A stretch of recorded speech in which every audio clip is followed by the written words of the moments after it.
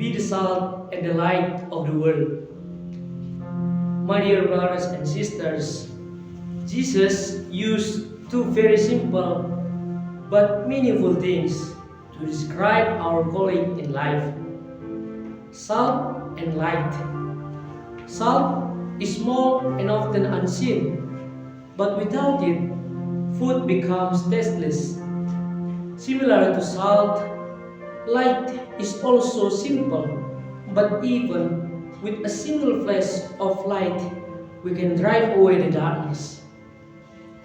In today's gospel, Jesus established our identity as the salt and the light of the world.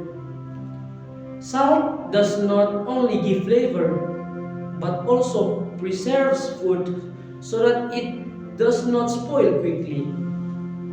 Likewise, we are called to maintain goodness and love in the midst of this world, although often we give into selfishness and injustice. But if the salt loses its taste, it is no longer of any good except to be thrown and stepped upon by street walkers. The same applies to our faith. If it is not lived through actions and good deeds, it will be useless. My dear brothers and sisters, Jesus also calls us as the light of the world. Light shows the way, illuminates the darkness, and reveals the hidden things. God calls us to be light of His love, to give hope to the weak, frustrated, oppressed, and marginalized. The light exists not to be hidden, but to be put in a high place so many people can see thanks to it. So, brothers and sisters in Christ, how do we become salt and light to this world? While in fact we are from this world, we can make it through by living in the faith in real action, exactly as God has instructed all of us. Therefore, we need to listen, to love without hoping in return, to share, to forgive, and to stand strong in the truth.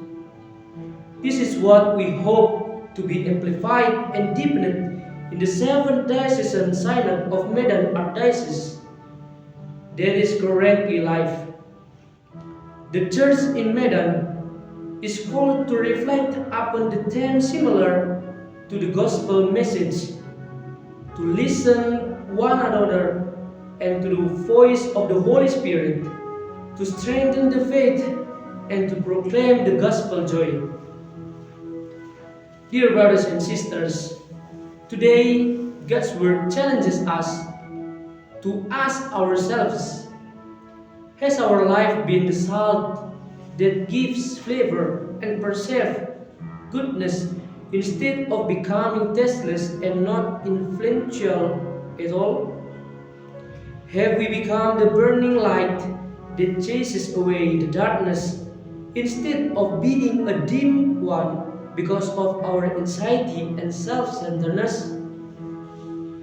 We are called not only to believe, but also to become witness of the love of the Christ, to turn the unsavory world from our sinfulness into a life full of joy and hope, and be the light this dark world hugely needs. Let us all become the true salt and light, so through our daily actions, the world finally encounters the glory of the merciful and loving God. May God bless us. Amen.